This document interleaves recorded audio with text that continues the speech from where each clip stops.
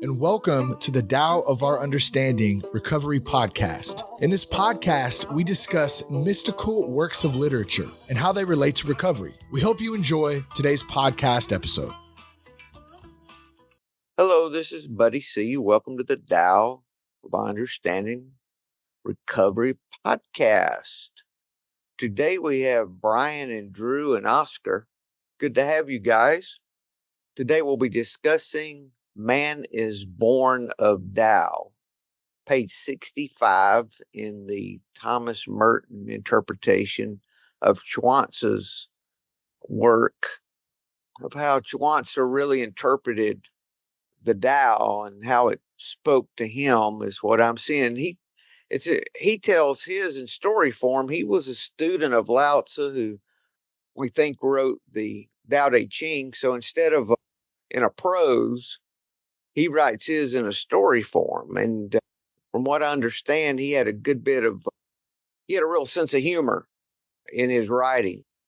This is a really good story. I really like this one. A couple of things I want to talk about before the story. One, as far as resources go, I try to talk about one of our resources every week. If you go to buddyc.org, we've got a daily devotion there that you can sign up for. We have several hundred people that get that every day, actually, which surprised me. That many folks would sign up. We get new folks quite often, and this is where I've taken what we talk about and broke it down into bite-sized pieces, and will eventually put this together in a devotional book, like a daily devotional. But you can sign up on the website. I will always have it there, and I'm using that really for accountability too, to help me stay on task. I have a tendency to start things and not finish them sometimes, so I want to finish this. This helps me to be accountable, so maybe it'll speak to you. They're partially done, so you'll find things not 100% on there, but I'm starting to send.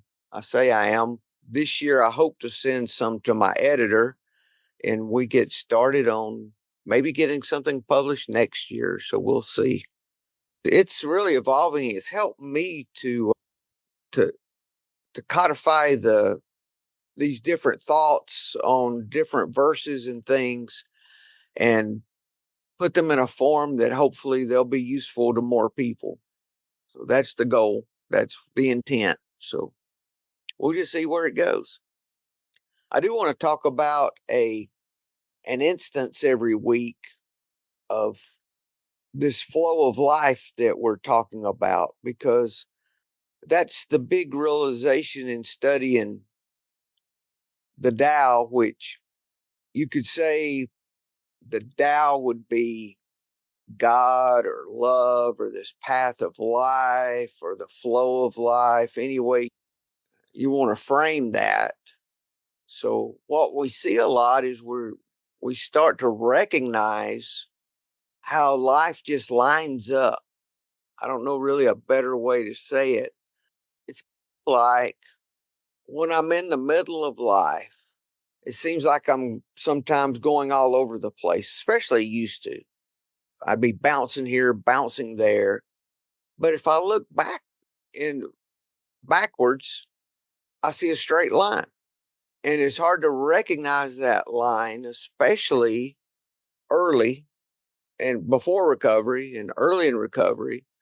And I think what studying the Tao does makes you more aware of that straight line, that path that we're on. I bounce around much less than what I thought I did. So the story I want to share today is actually it's a Just for Today, and it came Came to Believe, the book on page 74. It's from The Mathematical Miracle, which is a story. Finally, he found a basement bar on a quiet side street, practically deserted. He sat down on a bar stool and ordered a double bourbon on the rocks. Then the bartender stopped in his tracks, took a long, hard look at the customer, leaned over the bar and said in a low tone, I was in Milwaukee about 4 months ago, and one night I attended an open meeting. You were on the speaking platform and you gave one of the finest AA talks I ever heard. For a few minutes, the customer sat there, probably in a state of shock. Then he picked his money up off the bar with trembling hands and walked out. All desire for a drink drained out of him. Wow, what a powerful story. It brings tears.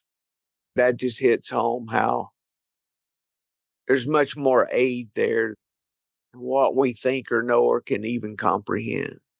This guy decides he wants to have a drink. He goes to a bar he thinks is way off the beaten path, and lo and behold, the bartender heard him tell his story 4 months ago. You just can't make that up. Drew? And one lesson I take from that story is how when you share your own story in the present, then that's setting yourself up to be helped in the future. Because if he hadn't shared his story several months before, if he'd kept everything inside and not tried to help others by sharing his story, then that bartender wouldn't have heard him and he would have served him that drink. So I think that's a good lesson to take from it as well, is the importance of being open and honest and sharing, because that can be reflected back to you at a time when you need it the most. Thank you, Drew. The only requirement for AA membership is a desire to stop drinking. Doesn't mean you've necessarily stopped, but you have a desire. Brian? Yeah, what I was thinking about was I've attended meetings. I've got one on Tuesday that I attend. The topic is out of a daily reader, and I've heard people share, and there's been many instances myself. I would have something totally unrelated that I'm struggling with. I knew that it was an inside piece that was getting triggered, and then I walk in, and lo and behold, the reading for the day is precisely what I'm struggling with. Yes. So that's always a good thing. It's always one of those, what do they call them, God winks? And that's what we're talking about. Yeah. For me, that's what the Tao, studying the Tao helps me with, is recognizing those God winks. I really like what you said about when I look back, I've been traveling a straight line. I have my Christian friends that I don't meet with as often as I used to, but I do see occasionally.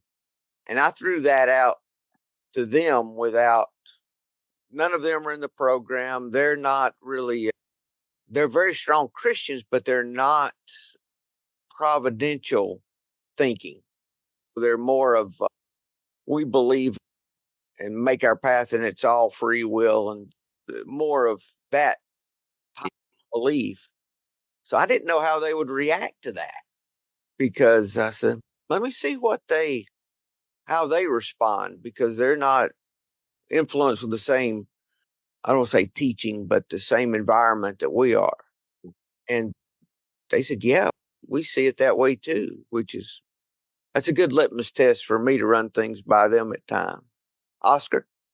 I like when I have questions concerning my life, or like questions, how do I deal with my kids, or with this problem with this kid? They all have different problems. So like more heavy questions, not materialistic questions, but more emotional.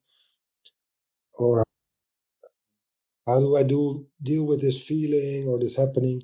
When I try to make the question, get the question into meditation, and then I just ask God or Tao. For me, it's the same thing actually. And I ask, can you please bring me the answers? And I have a blind trust that they will come. And most of the times I also hear them and see them. It could be, sometimes I think the the answer didn't come. But I don't think that's true. I think I just didn't see it or didn't recognize it as the answer. But my belief and it's not really a belief, it's really a trust, because I know it from experience that it always comes in meetings or in meeting other people or in seeing a bird or it just comes in like a flash. I don't know where it comes from. That suddenly I know, oh wait, that's the way. Ah, thank you. But I have a kind of blind trust in this mechanism, if you can call it that. It's a I principle. also, It's a spiritual principle. yes, it is. Yeah, if you ask, the answer will come. Why not? It's a small thing for God to give an answer, because God is not a human being where he has to choose this one I give answer or this one. It's just everything and how everything goes and is. And probably the answer is already in us, somewhere hidden, and we have to recognize it. And then we think, we know it. So if you look beyond cause and effect, like we look at it normally, there's one thing happening now. And in this story that is happening, I have a question how to deal with the panic attacks of my daughter. And I had this one, for instance, I had asked it in the morning, and then I went to work and actually forgot to look around. I forgot I asked the question. And then I realized it's really, when you tell it, it's insane. And then I was almost at my office and I was walking with my face down and listening to podcast. And not through the podcast, but I remembered, I had this question, how to deal with the panic attacks of my daughter. And I looked up, and at the same time, a girl got out of the car, a woman came out of the car, and she wore a t-shirt, written on it, love. And there was my answer. It was not to understand. It's just as clear as can be for me. Oh, okay, thanks. And this happens all the time. It's happened so many times. So it's not something I do, or it's not a capacity, or it's just asking and humility It's and being open, yeah, really. being open is the only thing you need. Yeah. Yeah, because what happens for me, I think I have things figured out. Used to, this was my approach. I've got this figured out. It worked like this before, whatever it is.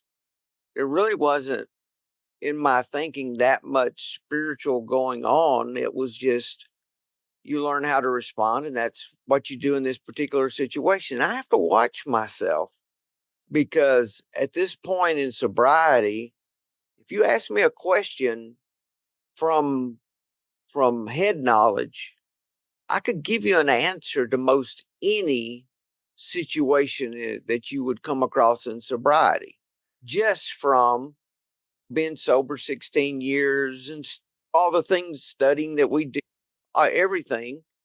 I can do that from head knowledge, and most of us can't, especially if we've been around for a while. So I have to be very careful to still approach life from with what in Zen we would call a beginner's mind, from a place of openness. And I learned to do that in business too. It might be something that I know a lot about, but I've learned to still be open, that I may not have the best answer to the question. There may be a better answer. I'm saying that sarcastically because most of the time there is a better answer. But in real estate, they've called me into as an expert witness in court for real estate for things. And so I could lean on my head knowledge. What I like to do is if I'm spiritually minded, I still, in situations that I've handled maybe, I don't know how many times, am I open to a better solution? Can I come at this from a place of openness instead of being closed, thinking, oh, I have the answer. And I may have an answer that works and may work most every time, but there may be a better solution. Doesn't hurt to be open either. You know what's the harm? When you were talking, Oscar, I was thinking about, there's no mistake this is our conversation, because I think it's going to feed right into, I was just glancing at our story, and it's going to lead right into our story as another example of that flow that we're talking about. You talking about seeing the t-shirt and just so happened to see that, and it reminded you that this walking in compassion was the solution. When you're as your body, if you say, I'm walking over there, all the parts of the body start working to get you to that destination. Could it be that life, the moment, the ever-present moment, if we're seeking, could the ever-present moment work as a body to bring us to that location? I don't know a better way to say it, but that's what we're talking about, I think. Said it a little different way. Don't you think, Oscar? Does that fit? That kind of fits with what you were saying.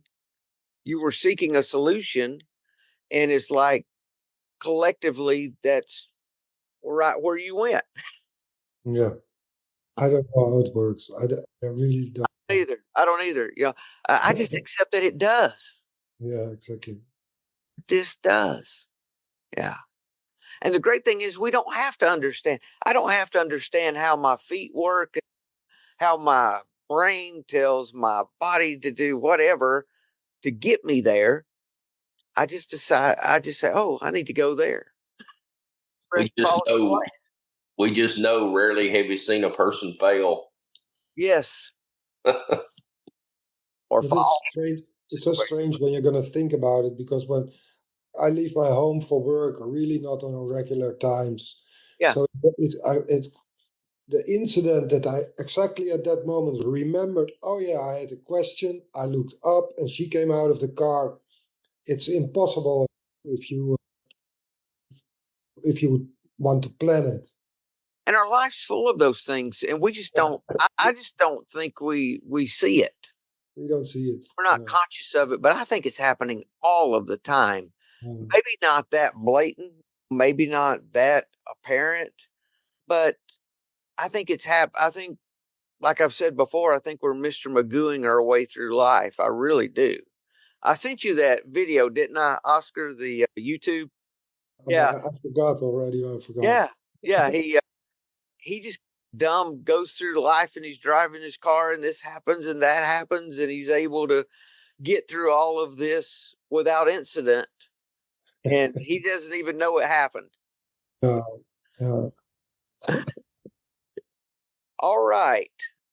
Man is born in Tao. Brian, would you read this for us, please? Sure. Man is born in Tao. Fishes are born in water. Man is born in Tao. If fishes born in water seek the deep shallow of pond and pool, all their needs are satisfied. If man born in Tao sinks into the deep shallow of non-action to forget aggression and concern, he lacks nothing. His life is secure. Moral: all the fish needs is to get lost in water. All the man needs is to get lost in Tao. Thank you, Brian. It. First, he establishes a baseline. Fish are born in water, man's born in Tao. So, just as fish are born in water, water is the fish's natural world. That's where they're born, that's where they live. So, just like water is the fish, Tao is the man. Not just born, so to speak, but they live and breathe, and they have their being, everything about them. About a fish is in water. If a fish is taken out of water, he dies. just as if man was taken, if the Tao was removed, man would no longer live. His life is in the Tao, just like the fish's life is in the water. For me, it'd be easy to miss that if I didn't think about it a little bit. Oh, he's just born in Tao. Okay. Then he goes on to something else. No, that's not what the stories say. Now, the fish, they seek the deep shadow, of pond and pool. So they go to the deep water. I think is what that said. Maybe the deep shallows, maybe that, I don't know, is that shadow the right word? I guess it could be because the darker water, maybe. All their needs are satisfied. Yeah, if they go to the deep water. There's other stories that talk about the shallows, and the fish gets up in the shallows and they get caught. That's when they get in trouble, when they start looking at what's outside of the water. So in this story, he's automatically saying, okay, it's in the deeper water where the fish gets all their needs satisfied. Man, just like the fish, man's born in the Tao. And if man sinks into the deep water, at the deep water of non-action, he's telling us what? Is he telling us what the water consists of? Is that what that's saying? Or how we sink into the water? How we sink into the Tao is through non-action? Yeah, that makes sense to me. Oscar? I think we, as human beings, tend to live in the hallucination that we are separated from Tao.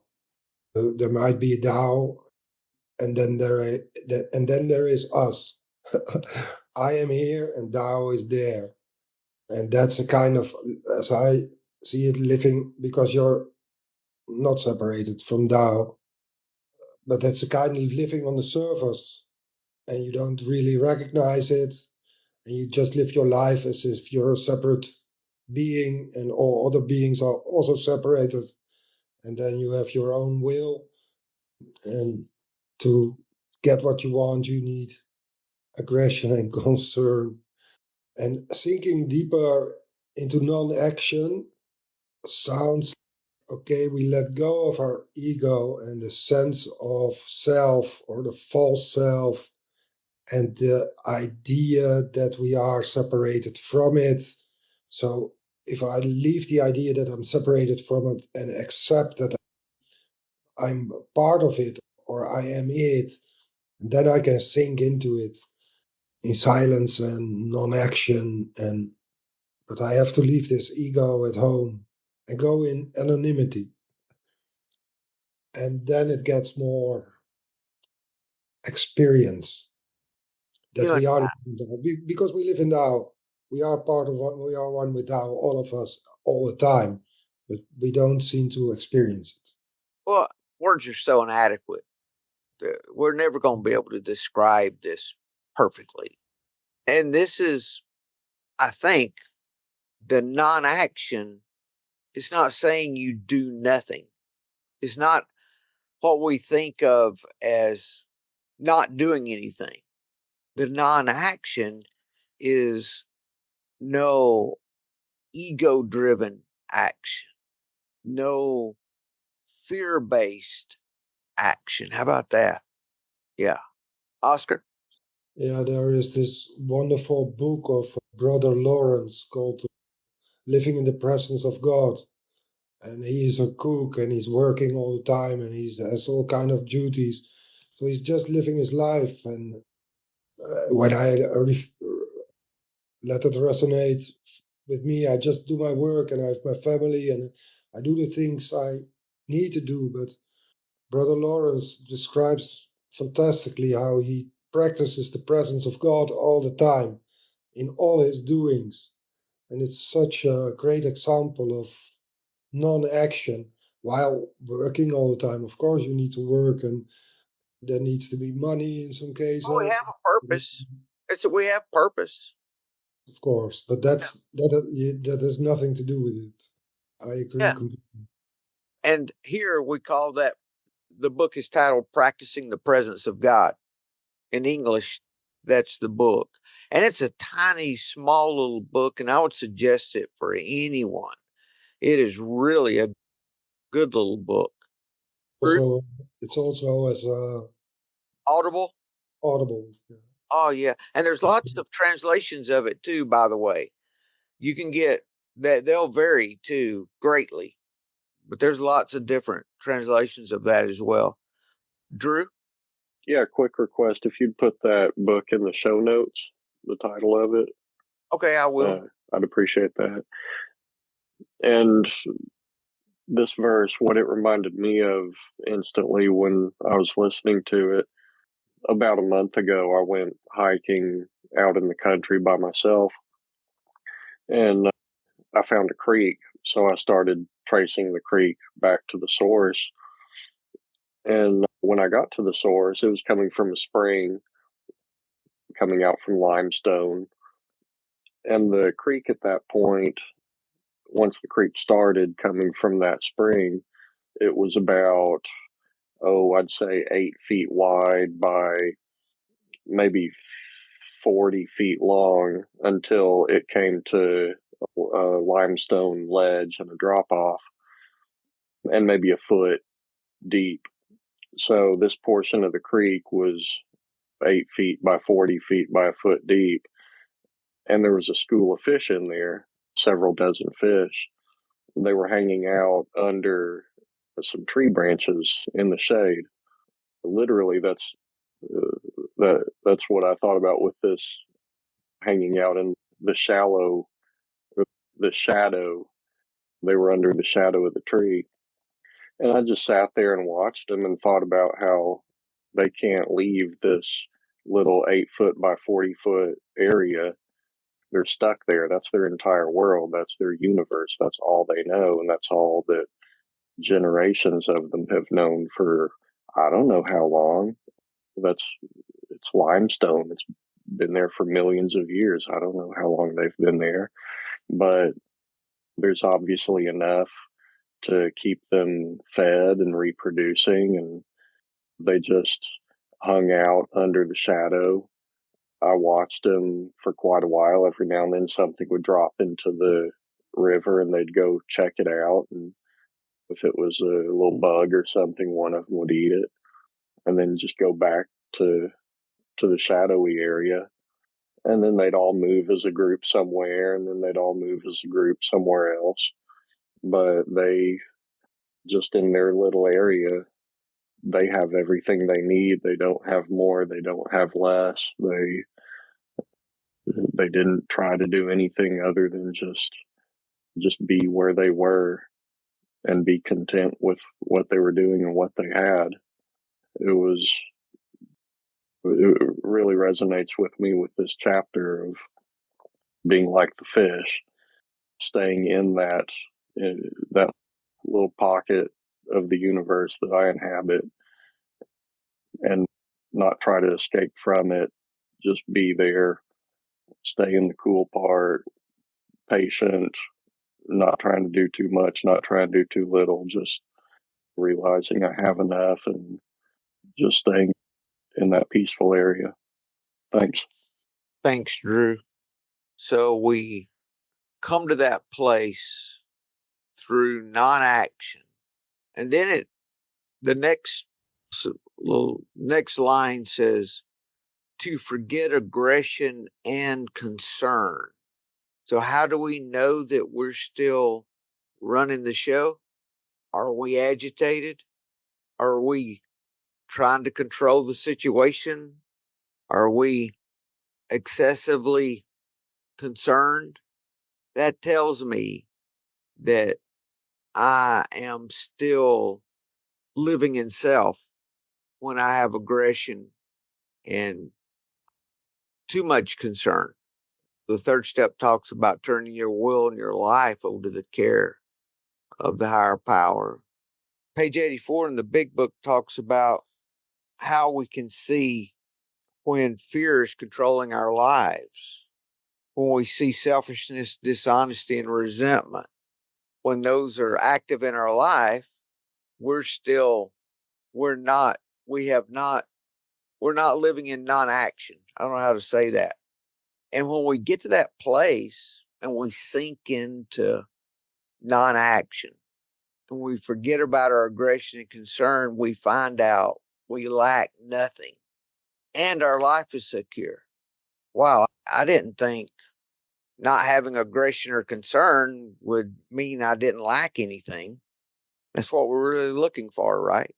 It's that peace that's there for us the whole time, and we just don't realize it. There's a element of acceptance too in the non-action. Big element. So go ahead, Brian.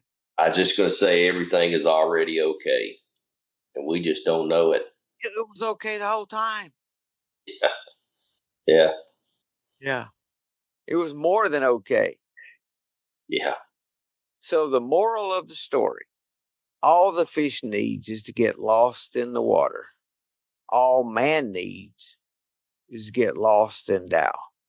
Or one way that we can say it is move from that foundation of fear to living from a foundation of love or compassion. It starts with surrender, the whole deal. Just like everything else, we come back to the same thing, don't we? We sink through non-action. We sink through surrendering, letting go. Stop, let go or get dragged is really true. Drew? Yeah, one thing that's really helped me live more in the Tao lately, especially if you look at the Tao as the present moment, is after 5 years of working from home full time, I got an order and I had to start working at work full time, not even 3 days here, 2 days at the office. It was, Oh, you know, you five. poor thing. I hate I know, I that. know.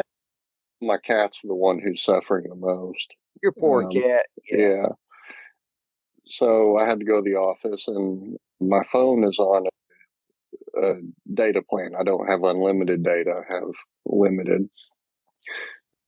And pretty quickly, while I was at the office, I exceeded my data limits because I'd work a little and get online and check out news articles or just pull up interesting things to read, go back to work, check out something on my phone, go back to work, check out something on my phone. And pretty quickly, I ran out of data. And at that point, I can still use my phone for online stuff, but it just crawls at a snail's pace. It is, some things give me an error because they're taking too long to load, which affected me in other parts of my life when I wasn't at work, or at work too, because I needed to look something up real quick, or somebody had a question for me, or I had a question. So it affected me. So when my data plan refreshed, I made a conscious effort to only use my phone at work for sending and receiving text with my family, my wife. But if somebody sends me a video, I don't watch it because that takes up a bit of data. I can listen to music at work with it because music doesn't take up much data. But I'm consciously trying to use as little data as possible so that if I do need to use it, it'll be there for me. So that has forced me to, when I'm at work, just work. And if I take a little break, I go outside, I go for a little walk, I sit next to a window, so I'll just look out the window and watch the birds. I bring my Kindle to work, so at lunch, I'll read a book on my Kindle instead of plowing through articles on my phone. And I've noticed that I'm just much, at the end of the workday, I'm much calmer. I have more energy. I've gotten more work done, and I'm a calmer driver on the way home. When I come home, I'm not instantly pulling out my phone saying, "Oh, thank God I'm on Wi-Fi now. I can like catch up on a bunch of stuff." I do chores and I'm not upset about it. I go for a walk, I exercise, run to the grocery store, cook dinner. Sometimes I don't look at my phone internet wise all day. And I've noticed, and my wife has actually noticed, that I'm just in a much calmer, more present, happier place without being in that mode of just seeking distraction, pulling myself out of the present moment to look for anything to capture my interest for a few minutes. I am staying in the present moment pretty much all day, not escaping into distraction. And I equate that with living in the Tao, seeing if the Tao is the present moment, then that's what I'm doing. And it's a much more enjoyable place for me to be. I'll deny it if you tell somebody, but I think going to the office every single day has been good for me for multiple reasons. Hey, Drew, we'll keep that among us. We won't. Okay. Yeah, appreciate it. Don't tell my employer. Yeah, we won't say anything. Okay. But having that restricted day to plan being at work, that's forced me to just stay in the present moment and not seek distraction. And I'm living in the shadowy depths rather than at the surface level or trying to escape from the pond. Yeah, the story resonates with me on that level as well. Thank you. Thank you, Drew. It's really about forgetting self, isn't it? Or our perception of self, anyway. You guys, if there's nothing else, have a great week and we'll see you next week. Thank you. Hello, this is Buddy C. I wanted to make you aware of several recovery-related resources that I've posted in the episode description. These resources include a list of recovery podcasts, a free sober meditation app, daily recovery email, shared Google recovery calendars. Hope you put some of these resources to use and have a great week.